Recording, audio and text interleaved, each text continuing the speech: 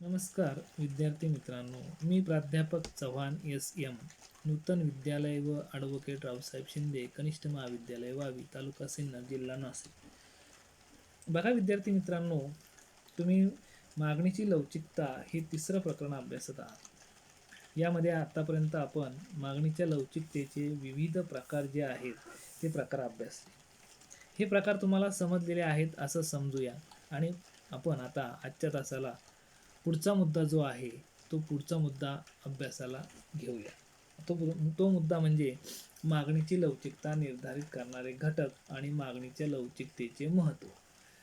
मग आता मागणीची लवचिकता ठरवणारे जे घटक आहेत ते घटक आपल्याला एक एक आता अभ्यासत जायचे आहे.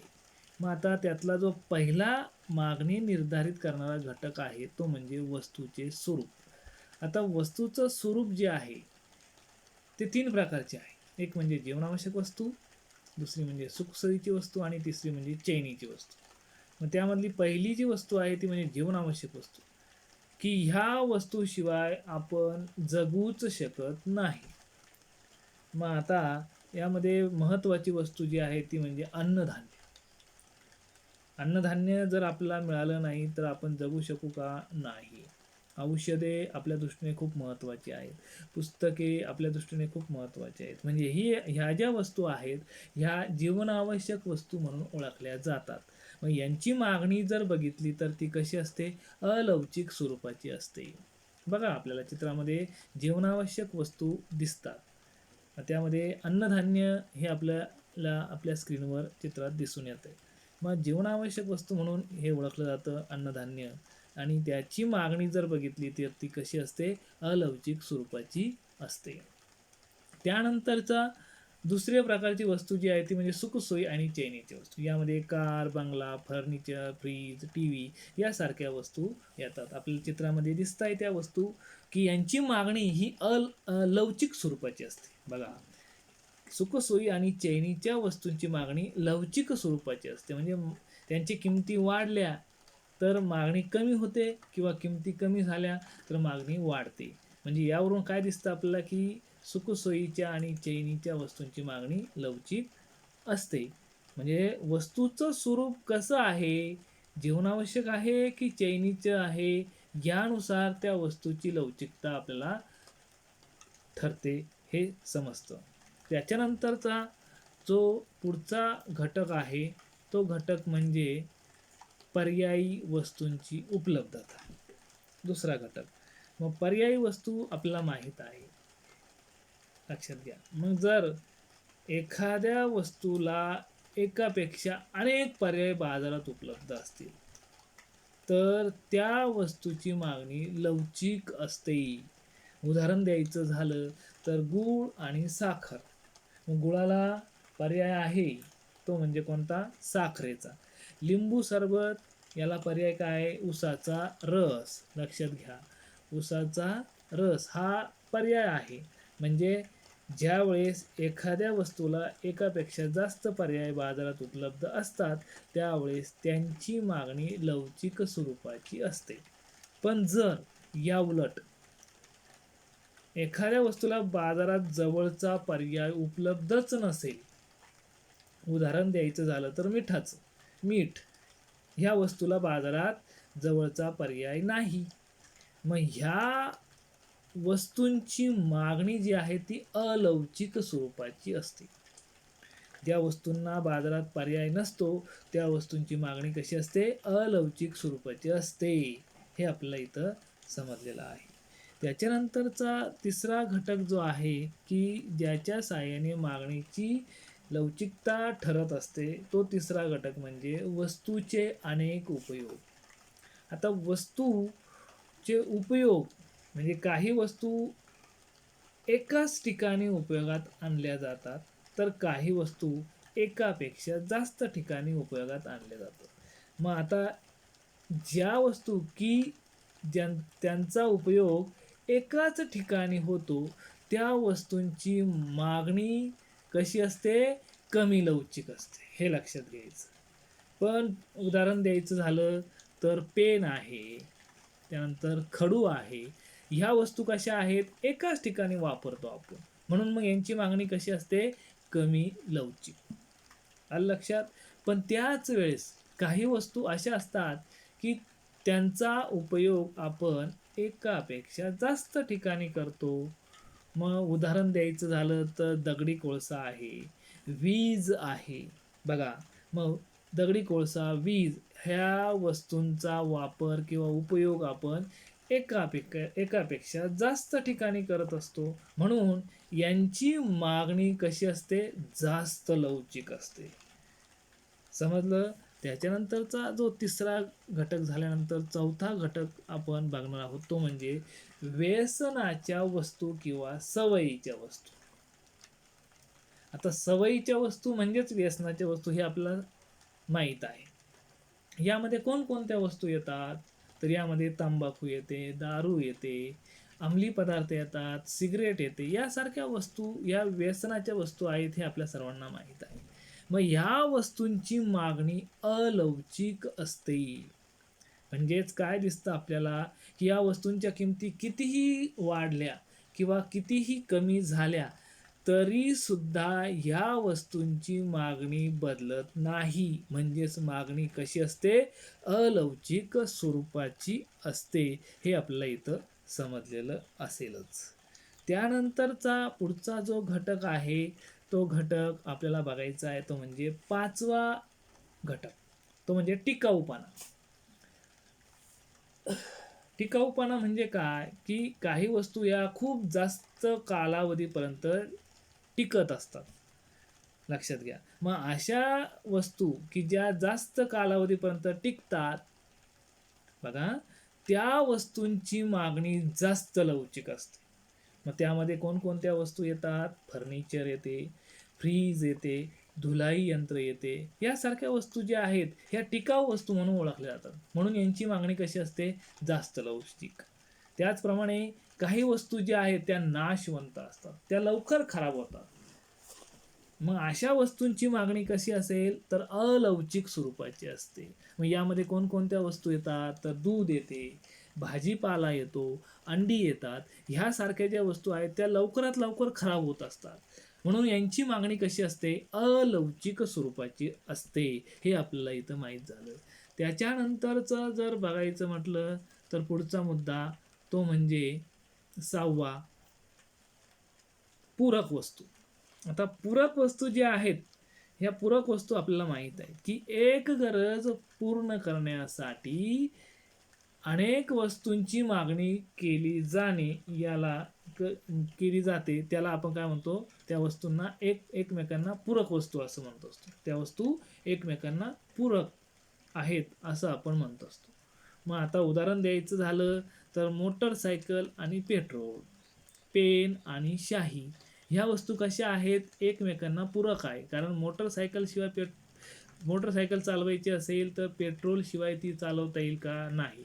पेन आपल्याला लिहायचा असेल पेनाने तर त्याच्यामध्ये शाई असेल तरच लिहिता येईल, शाई नसेल तर ती पेनाच्या साहाय्याने आपल्याला लिहिता येईल का, नाही. म्हणजेच काय, तर आपल्याला काय दिसतं, तर पूरक वस्तू ज्या आहेत ह्या पूरक वस्तूंची मागणी अलवचिक असते, म्हणजे बदलतच नाही. बघा, कारण मोटरसायकलचा विचार केला, जर मोटरसायकल खरेदी केलेली असेल आपण, तर पेट्रोलच्या किमती कितीही वाढल्या किंवा कमी झाल्या तर पेट्रोल आपण खरेदी करणारच. म्हणजे त्याची मागणी आपण कमी जास्त करू शकतो का, नाहीच. कारण मोटरसायकल चालवायची म्हणजे पेट्रोल लागतंच, म्हणजे त्याची मागणी कशी असेल, अलवचिक स्वरूपाची. समजलं. त्याच्यानंतरचा जो 7वा मुद्दा किंवा 7वा घटक जो आहे, तो म्हणजे उपभोक्त्यांचे उत्पन्न. आता उपभोक्त्यांचे उत्पन्न हा एक खूप महत्त्वाचा घटक आहे की ज्याच्या साहाय्याने मागणीची लवचिकता निर्धारित होत असते.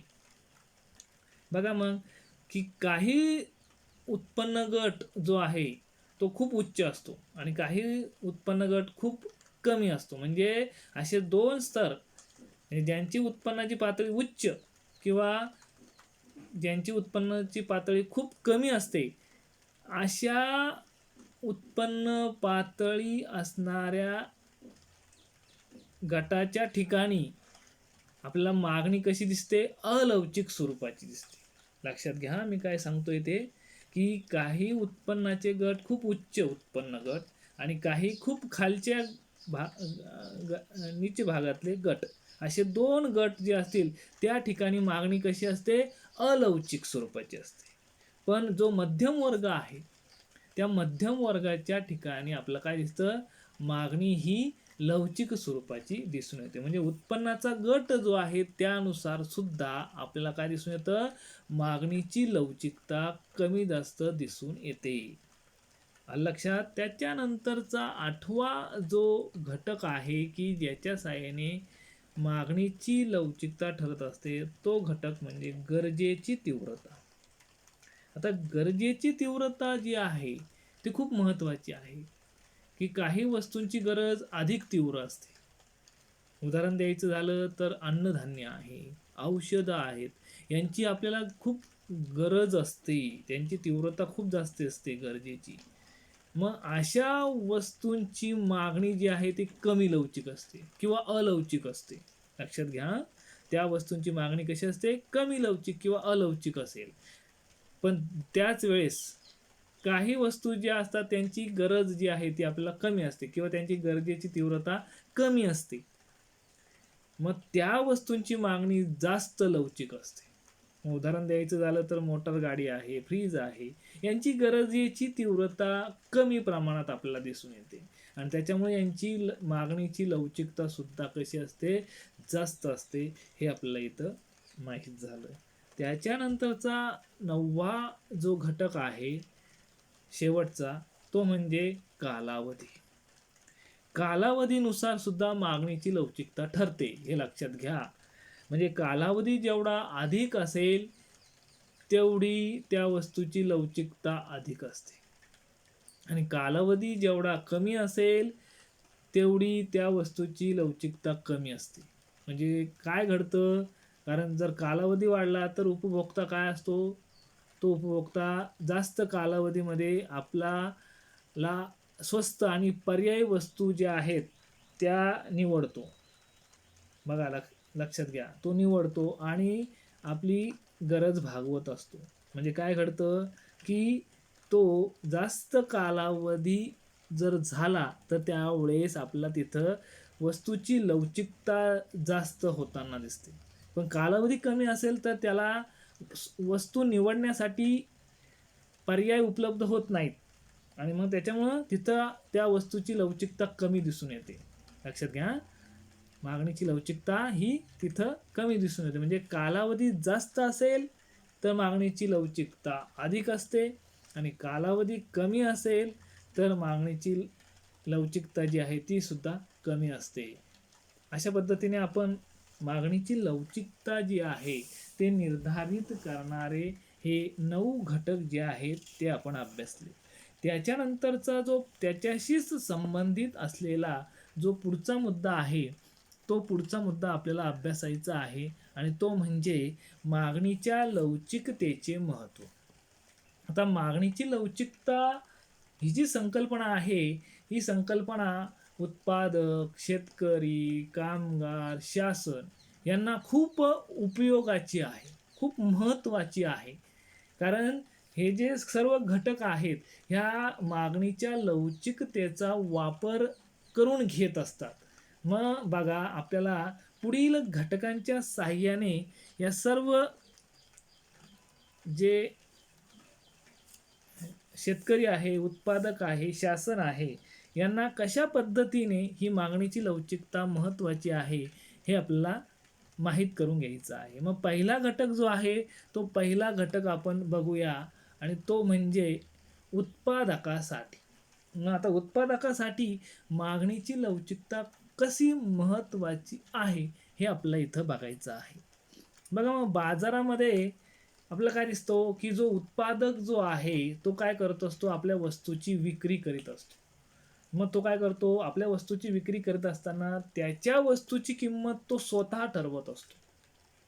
त्याच्या वस्तूची किंमत तो उत्पादक, तो विक्रेता जो आहे तो स्वतः ठरवित असतो. मग त्याची वस्तू कशी आहे, त्याची मागणीची लवचिकता कशी आहे, त्याला अनुसरून तो आपल्या वस्तूची किंमत ठरवत असतो.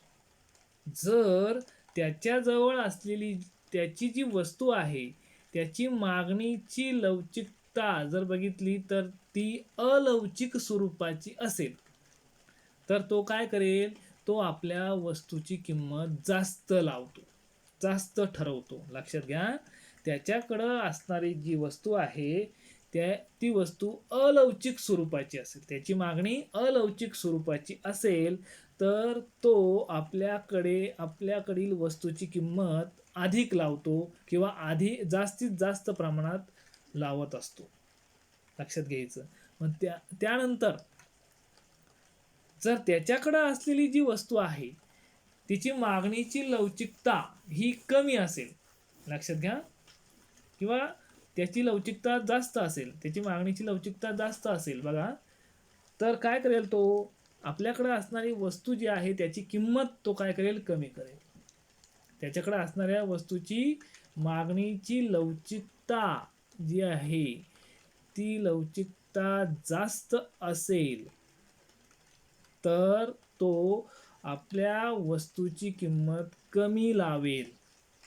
कारण त्याने जर त्याच्याकडच्या वस्तूची किंमत जास्त लावली तर ग्राहक ती वस्तू खरेदी करणार नाही. म्हणून तो काय करतो, जर आपल्याकडची वस्तू जर तिच्यामध्ये लवचिकता जास्त असेल, तिची मागणीची लवचिकता जास्त असेल, तर तो काय करेल, आपल्या त्या वस्तूची किंमत कमी लावत असतो आणि अशा पद्धतीने आपली वस्तू विकत असतो.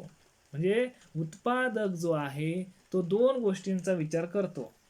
एक म्हणजे आपल्याकडच्या वस्तूची मागणीची लवचिकता जास्त असणे आणि दुसरी म्हणजे आपल्याकडे असणाऱ्या वस्तूची मागणीची लवचिकता कमी असणे. जर लवचिकता जास्त असेल, बघा, लवचिकता जास्त असेल तर तो किंमत कमी करेल, पण त्याच वेळेस जर त्याच्याकडे असणारी वस्तू अलवचिक स्वरूपाची असेल किंवा लवचिकता कमी असेल, तर आपल्या वस्तूची किंमत तो जास्तीत जास्त लावेल आणि जास्तीत जास्त नफा मिळवण्याचा तो प्रयत्न करत असतो. म्हणजे उत्पादकाच्या दृष्टीने लवचिकता हा घटक खूप महत्त्वपूर्ण आहे, हे आपल्याला यावरून समजलेलं असेल. आता त्याच्यानंतर जो दुसरा घटक जो आहे तो म्हणजे शासन. शासनाला सुद्धा लवचिकता हा घटक खूप महत्त्वाचा आहे. बघा, मग शासन जे आहे ते शासन देशामध्ये कर लागू करत असतं. म्हणजे आपल्या देशाचे अर्थमंत्री जे आहेत ते देशात कर पद्धती लागू करतात, करामध्ये बदल करत असतात. मग आता हा कर कोणत्या वस्तूंवर जास्त लावायचा आणि कोणत्या वस्तूंवर कमी लावायचा हे ठरविण्यासाठी सरकार किंवा शासनाला किंवा अर्थमंत्र्याला कशाचा उपयोग होतो, तर लवचिकता या संकल्पनेचा तिथं त्यांना उपयोग होत असतो. कशा पद्धतीने, तर बघा, ज्या वस्तू ज्या वस्तू अलवचिक स्वरूपाच्या असतात, म्हणजे ज्या वस्तूंची मागणी अलवचिक स्वरूपाची असते, त्या वस्तूंवर शासन जास्तीत जास्त कर आकारते. लक्षात घ्या, ज्या वस्तूंची मागणी अलवचिक स्वरूपाची असेल त्या वस्तूंवर शासन काय करतं, जास्तीत जास्त प्रमाणात कर आकारत असते. आणि ज्या वस्तू बघा त्यांची मागणी लवचिक असेल त्या वस्तूंवर शासन कमीत कमी कर आकारते. म्हणजे अशा पद्धतीने शासन काय करतं, जास्तीत जास्त महसूल किंवा उत्पन्न मिळवण्यासाठी अलवचिक असणाऱ्या वस्तूंवर जास्तीत जास्त प्रमाणात कर आकारत असतं. म्हणजे शासनाला ही लवचिकता ही जी संकल्पना आहे ती खूप महत्त्वाची आहे, हे आपल्याला याच्यावरून समजते. त्याच्यानंतरचा जो पुढचा तिसरा मुद्दा जो आहे तो म्हणजे उत्पादन घटकांचे मोबदले ठरविताना आपल्याला ही लवचिकता संकल्पना महत्त्वाची आहे. आता उत्पादन घटक म्हणजे काय आपल्याला माहीत आहे की ज्यामध्ये भूमी, श्रम, भांडवल आणि संयोजक हे 4 घटक उत्पादन घटक म्हणून ओळखले जातात, हे आपल्याला माहीत आहे. आणि यांना मिळणारे जे मोबदले आहेत म्हणजे खंड, वेतन, व्याज, नफा, हे मोबदले. मग आता हे मोबदले जे आहेत ह्या उत्पादन घटकांना कसे ठरवायचे, तर त्या उत्पादन घटकांच्या मागणीच्या लवचिकतेवरून ठरवले जात असतात. म्हणजे बघा, ज्या उत्पादन घटकांची मागणी अलवचिक आहे त्यांचे मोबदले जास्त असतात आणि ज्या उत्पादन घटकांची मागणी लवचिक असते त्यांचे मोबदले कमी असतात. आलं लक्षात? म्हणजे ज्या उत्पादन घटकांना बाजारामध्ये त्यांची मागणी जी आहे ती अलवचिक असेल त्यांचे मोबदले काय होतील? आपोआप वाढतील की नाही? त्यांना जास्त मोबदले मिळतील. पण ज्या उत्पादन घटकांना बाजारामध्ये हां त्यांची लवचिकता जी आहे ती जास्त असेल, त्यांची मागणीची लवचिकता जास्त असेल, तर त्यांचे मोबदले जे आहेत ते काय होतील? आपोआप कमी ठरवले जातील. म्हणजे अशा पद्धतीने आपल्याला इथं काय दिसतं, की उत्पादन घटकांचा मोबदला ठरविताना इथं त्या उत्पादन घटकांची मागणीची लवचिकता खूप महत्त्वाची ठरते. मग आता उदाहरण द्यायचं झालं तर कामगार. मग आता कामगार एखाद्या उद्योग क्षेत्रामध्ये काम करत असतील तर तिथं तयार होणारी जी वस्तू आहे बघा, ती वस्तू किंवा जे उत्पादन आहे ते त्याची मागणी जर अलवचिक असेल तर हे कामगार लोक काय करतात? आपल्या वेतनामध्ये जास्तीत जास्त प्रमाणात वाढ करून घेऊ शकतात. अशा पद्धतीने इथं त्या कामगारांना आपलं वेतन वाढवण्यासाठी लवचिकता ही संकल्पना जी आहे ही उपयोगाची ठरते. त्याच्यानंतरचा जो चौथा घटक जो आहे तो म्हणजे आपल्याला बघायचं म्हणजे विदेशी व्यापारासाठी महत्त्वपूर्ण. आता विदेशी व्यापारासाठी महत्त्वपूर्ण म्हणजेच काय? तर आपल्या देशाचा इतर देशांशी जो व्यापार होतो त्याला विदेशी व्यापार म्हटलं जातं किंवा आंतरराष्ट्रीय व्यापार म्हटलं जातं. मग या व्यापारासाठी ही जी लवचिकता ही जी संकल्पना आहे ही खूप महत्त्वाची आहे, खूप उपयुक्त आहे. कारण आपल्या आपल्या वस्तू ज्या आहेत त्या अलवचिक स्वरूपाच्या असतील तर जो निर्यात करणारा जो देश असतो तो त्या वस्तूंची किंमत जास्तीत जास्त आकारत असतो.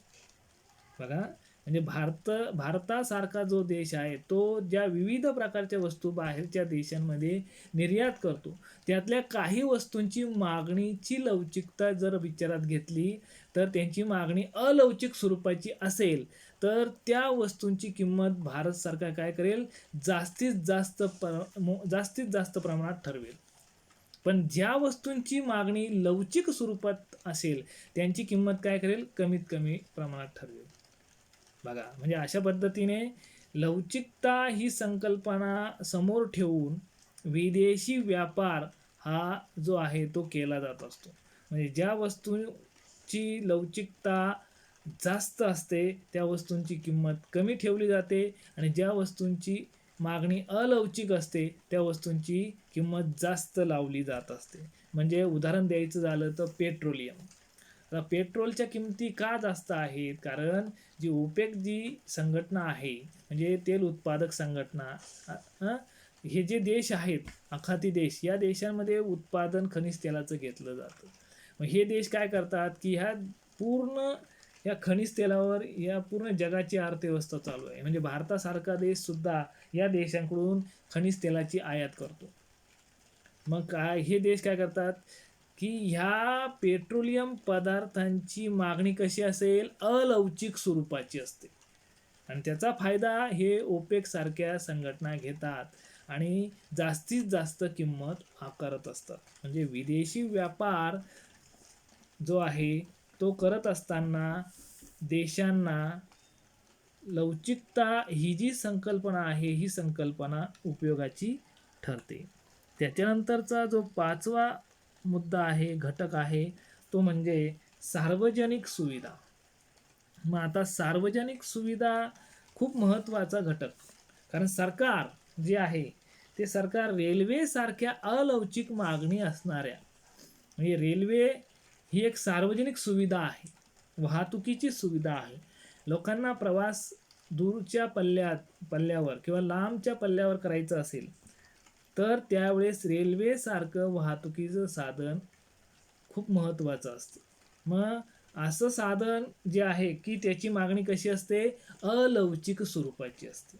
मग हे साधन जे आहे हे रेल्वेचं सरकार काय करतं? राष्ट्रीयकरण सरकारने त्याच्यामुळे केलेलं आहे. कारण जर सरकारने या रेल्वेचं राष्ट्रीयकरण केलं नाही तर खाजगी व्यक्ती सर्वसामान्य उपभोक्त्यांचं शोषण जास्तीत जास्त प्रमाणात करतील. कारण रेल्वेची मागणी ही कशी आहे, अलवचिक स्वरूपाची आहे. त्याच्यामुळं सरकारला यासारख्या ज्या सार्वजनिक सुविधा ज्या आहेत त्या निर्माण कराव्या लागतात.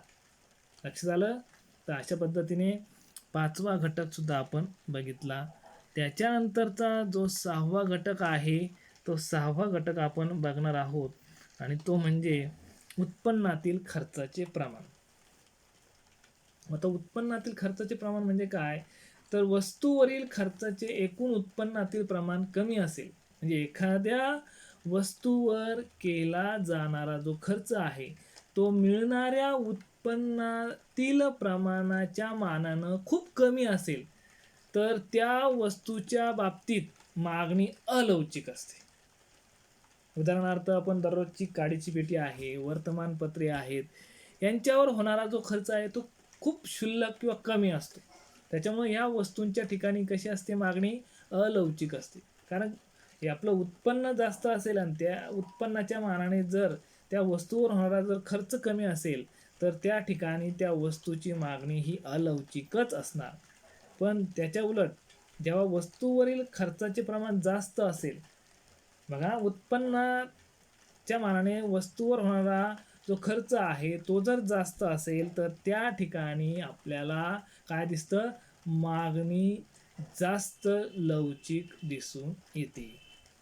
लक्षात आलं? म्हणजे अशा पद्धतीने उत्पन्नातील खर्चाचं प्रमाण जे आहे या ठिकाणी सुद्धा लवचिकता ही संकल्पना उपयोगाची आहे हे आपल्याला इथं समजलेलं आहे. इथपर्यंतचा भाग जो आहे तो आपण संपवलेला आहे. म्हणजे मागणीची लवचिकता निर्धारित करणारे घटक आणि मागणीची लवचिकतेचे महत्त्व हे 2 मुद्दे आपण आजच्या तासाला बघितले.